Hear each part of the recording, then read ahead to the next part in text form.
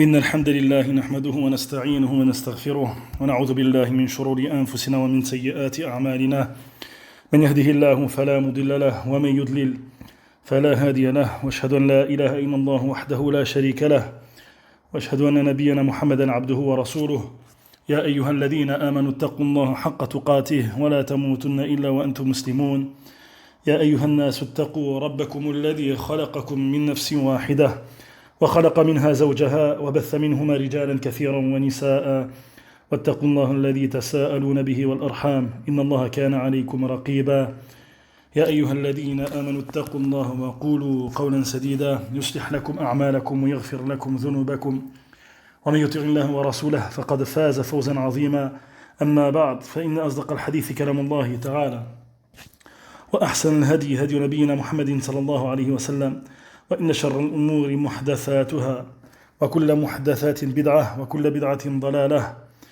وكل ضلالة في النار أما بعد.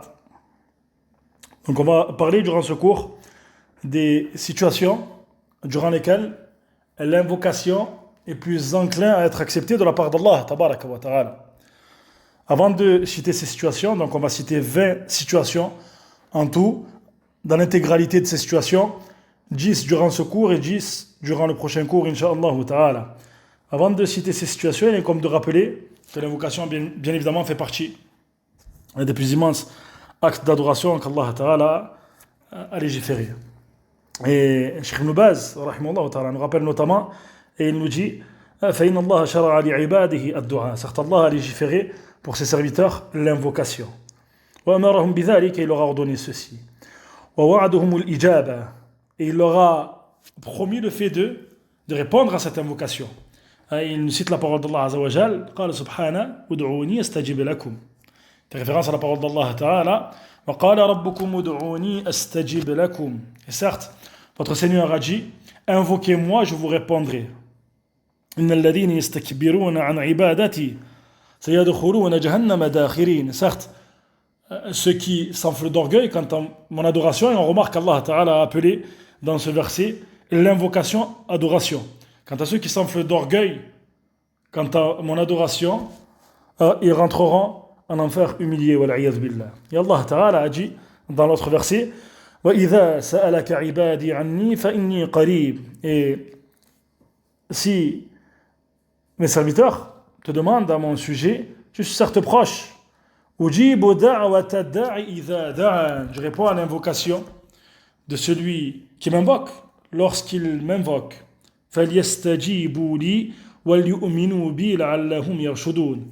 Qu'ils me répondent alors et qu'ils croient en moi, peut-être seront-ils bien guidés. Et il rappelle également rahimahullah ta'ala, que l'invocation a des conditions shurut. Il dit parmi ces conditions hudur al-qalb, le fait que la personne fasse preuve d'une présence du cœur. Et il dit également khashi'un lillah, le fait que le cœur, et le fait que la personne soit s'humilie pour Allah tabaraka wa ta'ala. Ya'lamu annahu subhanahu mujibu ad-du'a, il sait que son Seigneur tabaraka wa ta'ala est celui qui répond à l'invocation. Wa annahu al-qadiru ala kulli shay jalla wa ala, et qu'il est celui qui est capable de toutes choses subhanahu. Il dit ceci fait partie des conditions des plus importantes conditions quant à l'acceptation de cette invocation. Il nous dit il dit par la suite il n'invoque pas avec un cœur qui est distrait, qui se détourne.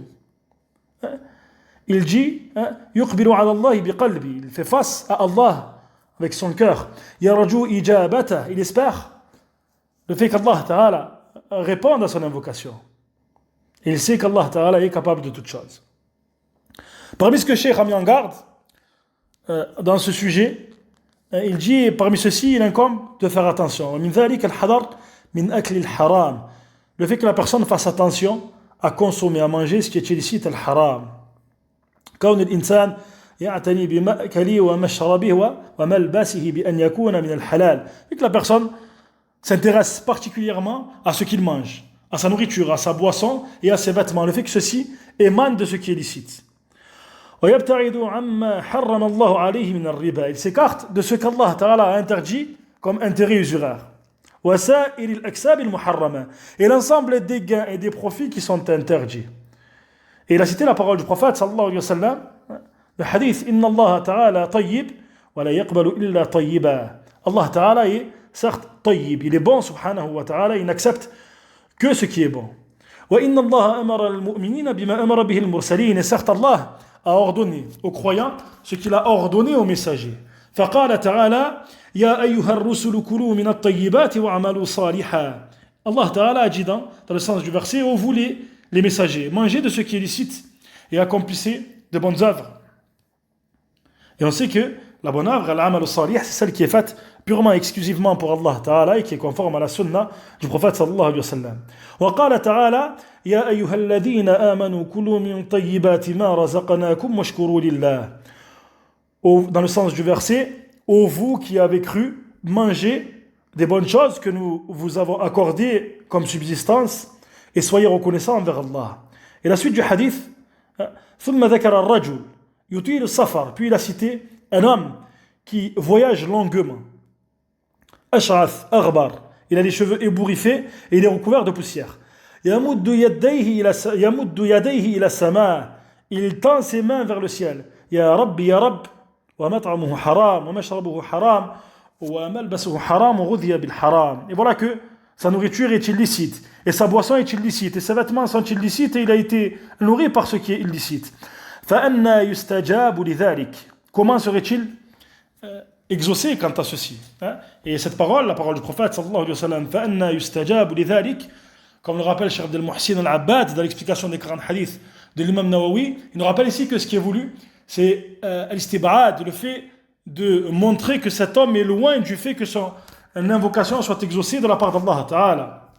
Alors que l'on remarque qu'il est dans une situation où il y a plusieurs causes afin que son invocation soit exaucée de la part d'Allah Ta'ala. Parmi ces causes, le fait qu'il soit voyageur.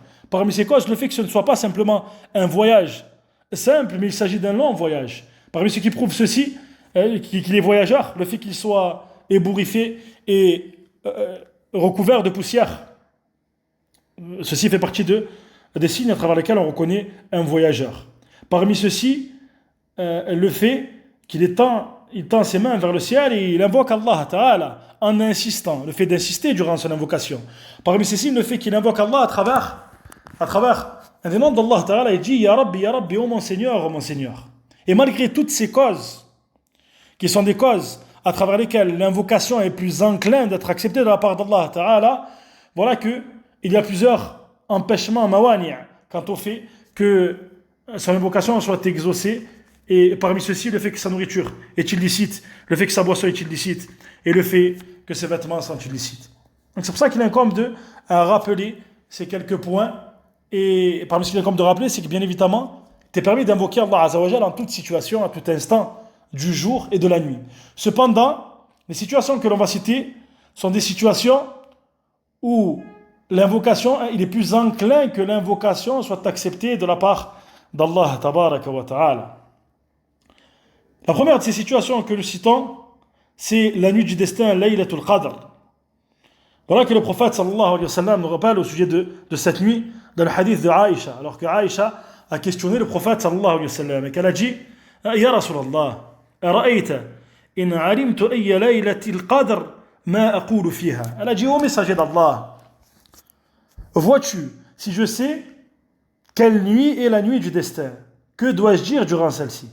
Et voilà qu'il a dit sallallahu alayhi wa sallam, قولي اللهم إنك عفو تحب العفو فاعف عني.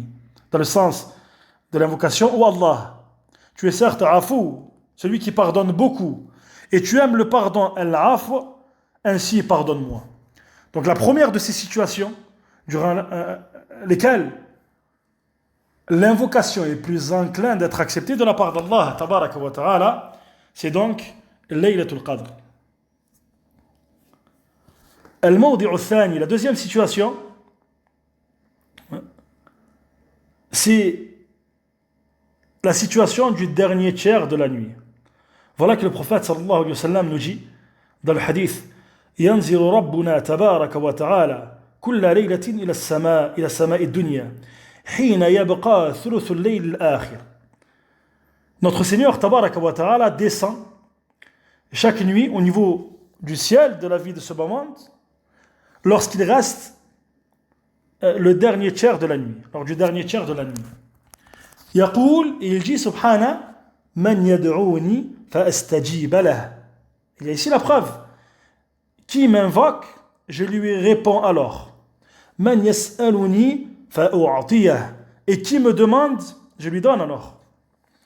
Man yastaghfiruni fa aghfir lah. Et qui implore mon pardon, je lui pardonne alors. Donc il n'y a aucun doute que ce hadith immense prouve le fait que le dernier tiers de la nuit fait partie des moments privilégiés, des moments immenses quand on fait que l'invocation soit plus enclin à être acceptée de la part d'Allah tabaraka wa ta'ala.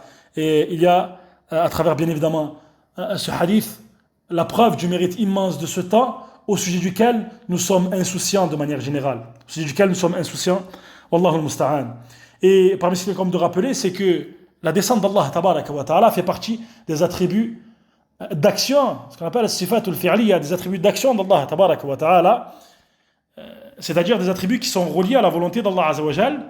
Et lorsqu'Allah ta'ala, lorsque le prophète sallallahu alayhi wa sallam nous rappelle qu'Allah ta'ala descend, parmi la croyance d'Ahl Sunnah wal Jama'a, c'est le fait d'affirmer qu'Allah ta'ala descend véritablement, d'une descente qui convient à sa grandeur et à sa majesté subhanahu wa ta'ala. Et on ne déforme pas les attributs d'Allah ta'ala, on ne définit pas le comment de ses attributs, on ne nie pas le sens de ses attributs. Et on n'établit aucune ressemblance entre Allah et ses créatures. Il s'agit d'une véritable descente qui convient à sa grandeur et à sa majesté subhanahu wa ta'ala. La troisième situation à travers laquelle l'invocation est plus enclin d'être acceptée, c'est à la fin de la prière, ce qu'on appelle dubur salawat. La fin de la prière, par la prière obligatoire, de manière générale, et on va revenir sur ce terme dubur salawat, car les gens de science ont divergé quant au fait de définir ce qui était voulu à travers ce terme dubur salawat. Est-ce que c'est à la fin de la prière, toujours à l'intérieur de la prière, c'est-à-dire avant les salutations à taslimatan, ou alors est-ce que c'est à la fin de la prière, après la prière? On va détailler ce point. La preuve, c'est le hadith de Abi Umama lorsqu'il a questionné le prophète sallallahu alayhi wa sallam au sujet de l'invocation qui est exaucée. Et il a dit sallallahu alayhi wa sallam, Jaful Layl al-Akhir, durant à la fin de la nuit, wa dubur salawat al-maktubat, et à la fin des prières prescrites obligatoires. Et le hadith est considéré comme bon par Cheikh al-Albani. Qu'est-ce qui est voulu à travers cette parole du prophète sallallahu alayhi wa sallam, dubur salawat al-maktubat? Les gens de science ont divergé quant à ceci. واختار شيخ الإسلام ابن تيمية رحمه الله تعالى وتلميذه ابن القيم أنه قبل السلام. L'avis de Cheikh al-Islam ibn Taymiyyah et d'Ibn al-Qayyim rahimahumullah, de son élève Ibn al-Qayyim, c'est le fait de dire que ce qui est voulu à travers ce terme dubur salawat, c'est avant les salutations. Et il nous dit dubur kulli shay minhu ka dubur al-hayawan.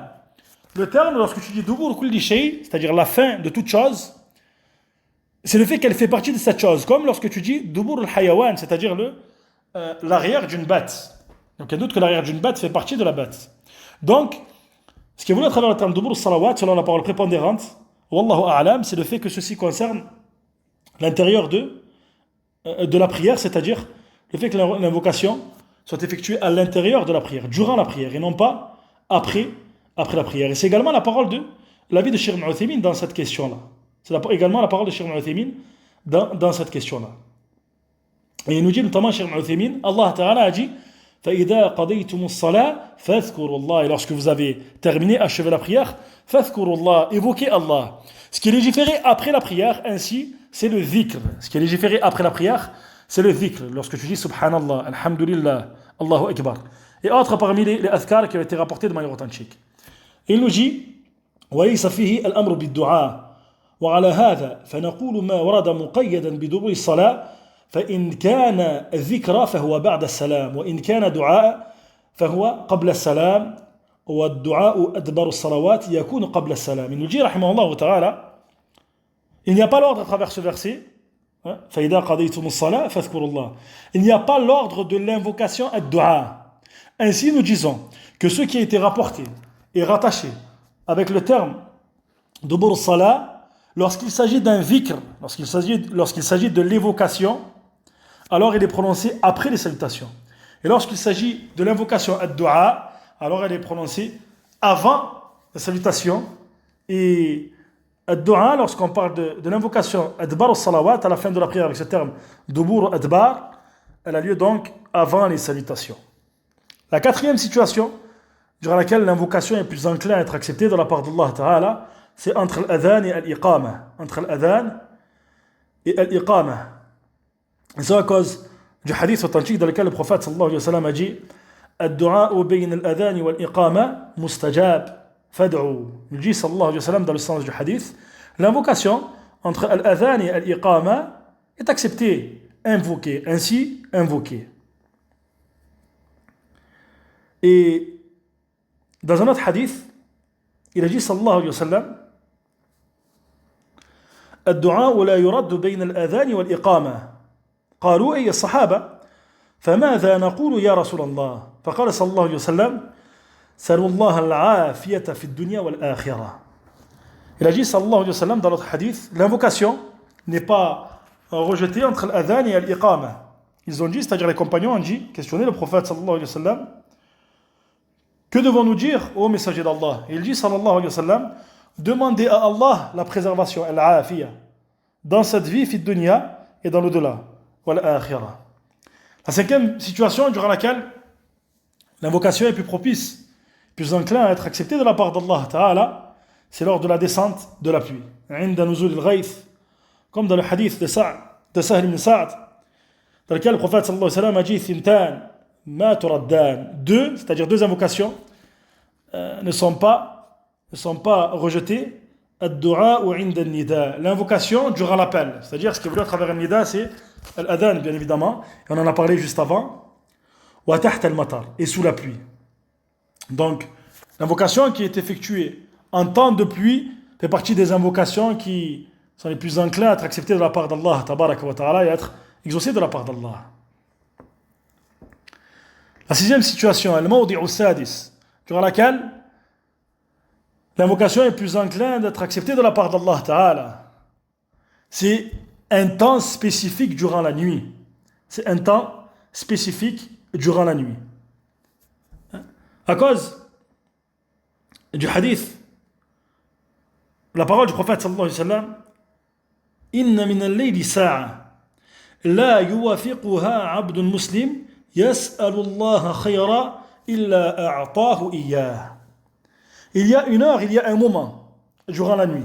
Il incombe de rappeler que le terme sa'a, lorsqu'il a été cité dans la législation, ce qui est voulu, ce n'est pas les 60 minutes que nous décomptons, nous, lorsque nous disons l'heure est maintenant sa'atul an, mathalan, as-sa'a as-sadisa, il est 6 heures. L'heure maintenant, et le fait qu'il est 6 heures. Ce n'est pas l'heure à travers laquelle nous comptons, nous dénombrons 60 minutes. Mais plutôt il s'agit d'un temps parmi les temps. Il s'agit d'un temps qui est cité de manière mubham, c'est-à-dire de manière abstraite, sans qu'il ne soit déterminé de manière précise par un nombre de minutes ou un nombre de secondes bien déterminé. Ça c'est un point qui est extrêmement important. Car ce terme a été rapporté dans des hadiths et ce qui est voulu c'est un temps parmi les temps. Donc il nous dit, sallallahu alayhi wa sallam, il y a un moment, un temps, une heure durant la nuit. Le musulman n'est pas en concordance avec ce temps, c'est-à-dire durant lequel il va invoquer Allah, demander à Allah un bien, sans qu'il ne lui donne, subhan, sans qu'il ne lui donne. C'est-à-dire qu'il y a un temps, et on voit le mérite immense de la nuit, à travers le hadith que nous avons cité au sujet du dernier tiers de la nuit. Ici, il y a un temps il y a un moment durant les moments de la nuit durant lequel le serviteur invoque Allah Azza wa Jalla et il n'est pas en concordance avec ce temps sans qu'Allah Ta'ala accepte cette invocation alors que son serviteur lui demande un bien. La septième situation durant laquelle l'invocation est plus enclin à être acceptée de la part d'Allah Tabaraka wa Ta'ala, c'est une heure, un moment, un temps durant le jour du vendredi et au al-Jumu'ah. Voilà que le prophète sallallahu alayhi wa sallam a rappelé au sujet du Jumu'ah. Il dit Fihi sa'a. لا يوافقها عبد مسلم وهو قائم يصلي يسأل الله تعالى شيئا إلا أعطاه إياها وأشار بيده يقللها. Le prophète sallallahu alayhi wa sallam a dit au sujet du vendredi: il y a une heure, il y a un moment, et ce qui est voulu à travers ce terme sa'a, comme on l'a dit juste avant, c'est un moment précis, ce n'est pas forcément une heure, 60 minutes. Le serviteur musulman n'est pas en concordance, c'est-à-dire il n'est pas durant ce temps-là, alors qu'il est debout et qu'il prie, et il demande à Allah Ta'ala quelque chose sans qu'il ne lui donne, subhana. Et voilà que le prophète sallallahu alayhi wa sallam a indiqué avec ses doigts, avec ses mains, avec ses doigts, il a indiqué avec sa main, et voilà qu'il a montré quelque chose de petit avec ses doigts, yuqalliluha. Ce qui lui à travers ce terme yuqalliluha yushiru ila annaha waqtun qalilun khafif. Il a indiqué, le prophète sallallahu alayhi wa sallam, à travers ce geste avec sa main, le fait qu'il s'agit d'un temps court, d'un temps court. Et voilà que les gens de science ont divergé au sujet de ce temps. Quel est ce temps? Quel est ce moment durant le Jumu'ah, durant laquelle l'invocation est acceptée de la part d'Allah tabaraka wa ta'ala. Et parmi les paroles qui ont été citées, parmi les plus fortes paroles qui ont été citées, c'est à partir du moment où l'imam s'assoit sur le minbar jusqu'à ce que soit terminée la prière du Jumu'ah. Et parmi ces temps-là, ces temps qui ont été cités par les gens de science, c'est après la prière d'Al-Asr, durant les derniers moments avant Al-Maghrib. Après la prière d'Al-Asr, durant les derniers instants avant Al-Maghrib. Après la prière d'Al-Asr, de manière générale. Le 8e moment, avant de citer le 8e moment, ce qu'il est comme de rappeler, c'est le fait de citer qu'il y a des actes d'adoration. Il y a des moments de mérite dans les actes d'adoration qui sont cachés afin que le serviteur multiplie l'acte d'adoration, afin que le serviteur fasse ses efforts dans le fait d'atteindre ces moments de mérite, dans le fait de bénéficier de ces privilèges immenses de la part d'Allah tabaraka wa ta'ala. Parmi ces moments-là, cette heure, ce moment durant le jour du Jumu'ah, durant lequel l'invocation est acceptée. Parmi ces temps-là, Laylatul Qadr, la nuit du destin, qui est, parmi bien évidemment, ce qui est connu durant les 10 dernières nuits de Ramadan, particulièrement durant les nuits impaires, alors qu'elle n'a pas été déterminée, délimitée de manière précise, afin que le serviteur se rapproche d'Allah tabaraka wa ta'ala par le fait de multiplier l'acte d'adoration. Parmi les moments durant lesquels l'invocation est plus enclin d'être acceptée de la part d'Allah ta'ala, 8e, al-mawdi'u thamin, 'inda shurbi ma'i zamzam, lorsque le serviteur boit l'eau de Zamzam. Et le mérite de l'eau de Zamzam est bien évidemment connu dans la législation. Et la preuve, c'est le hadith de Jabir, dans lequel il rappelle que le prophète sallallahu alayhi wa sallam a dit: Ma'u Zamzam lima shuriba lah. L'eau de Zamzam, c'est-à-dire on atteint à travers le fait de boire l'eau de Zamzam, on a comme bénéfice du fait de boire cette eau ce pourquoi on boit cette eau. Et on remarque à travers ces hadiths que l'on cite, des hadiths qui sont courts, l'éloquence du prophète sallallahu alayhi wa sallam. Ce que les gens de science rappellent comme étant Jawami'ul Kalim. Le fait que le prophète sallallahu alayhi wa sallam s'exprimait parfois dans certains hadiths avec peu de paroles à travers lesquelles on extrait et on obtient énormément de profits et de bénéfices. Sallallahu alayhi wa sallam. Il a dit: Ma'u Zamzam lima shuriba lah.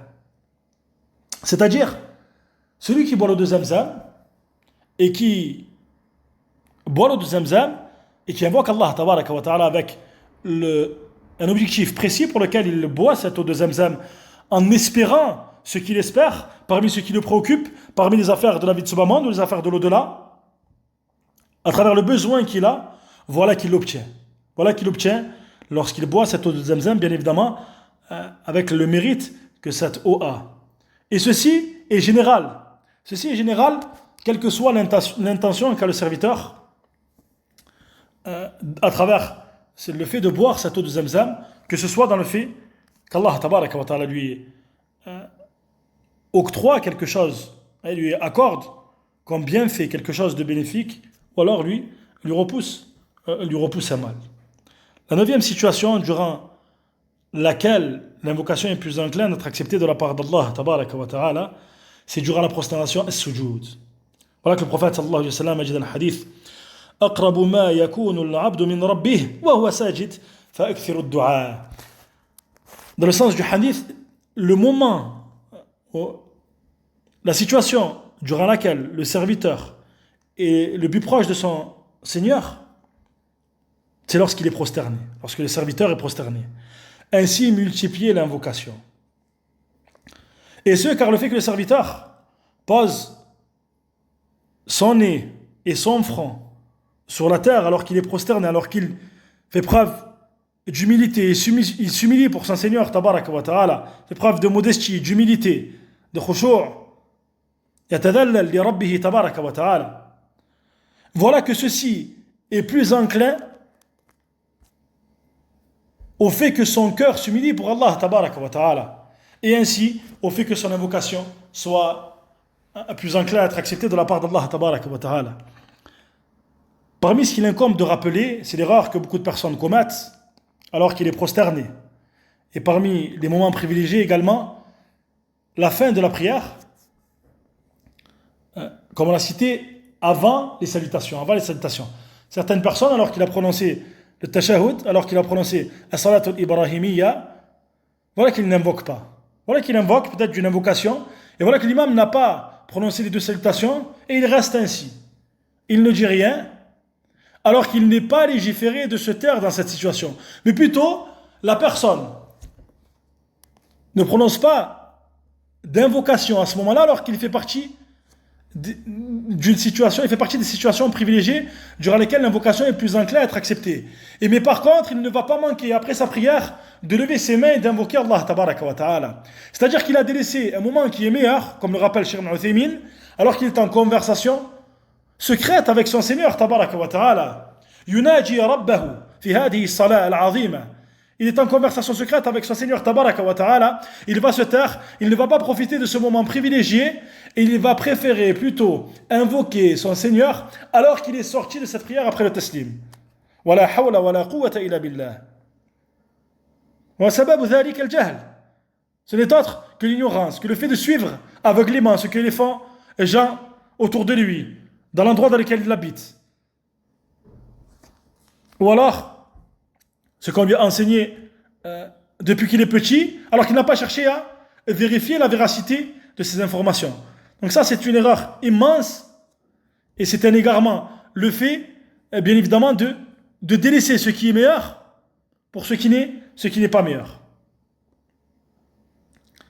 La 10e et dernière situation que l'on cite durant ce cours, durant laquelle l'invocation est plus enclin d'être acceptée de la part d'Allah tabaraka wa ta'ala, c'est lorsque tu entends le coq crier.